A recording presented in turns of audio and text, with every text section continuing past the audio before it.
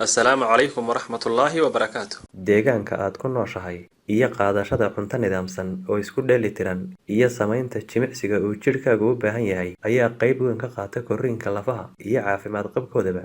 Si lafaha bini'aadmigu ay u noqdaan kuwo caafimaad qaba oo si fiican u korana waxay u baahan yihiin faytamiino iyo macaadin ay ka mid yihiin calcium, magnesium, fosfoor iyo maadada collagen-ta iyo kuwo kaleba. waxaana jira waxyaabaha aad ka heli karto maadooyinkan iyo kuwa kale ee lafuhu u baahan yihiin.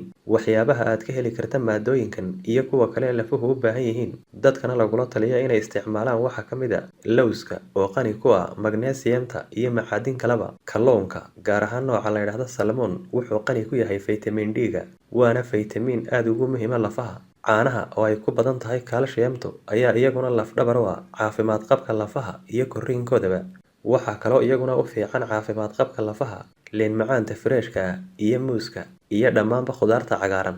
dhinaca kalena haddiiba aad ka cabanaysa dhabar xanuun ama jilba xanuun, dawo dabiici oo insha allahu tacaala dhabar xanuunka iyo jilba xanuunkuba ay kaaga tegi doonaan. dawadaasi waxa weeye, waxaad soo qaadaysaa koob caana ah, dabkaad saaraysaa, waad kululaynaysaa. koobkaa caanaha markuu kululaado ayaad dabka ka qaadaysaa. kadib waxaad soo qaadaysaa malqaacad midhaha loo yaqaano xabatu rashaad. malqaacad xabatu rashaada ayaad ku daraysaa koobkii caanaha, kadibna waad ku walaaqaysaa. markay qaboobaan ayaad cabbaysaa. waxaad cabbaysaa subaxdii iyo galabtii maalin walba. waxaad wadaysaa 15 maalmood oo xidhiidh ah. insha allahu tacaala 15 maalmood kadib dhabar xanuun iyo jilba xanuun iyo caga xanuun isku arki maysid insha allah.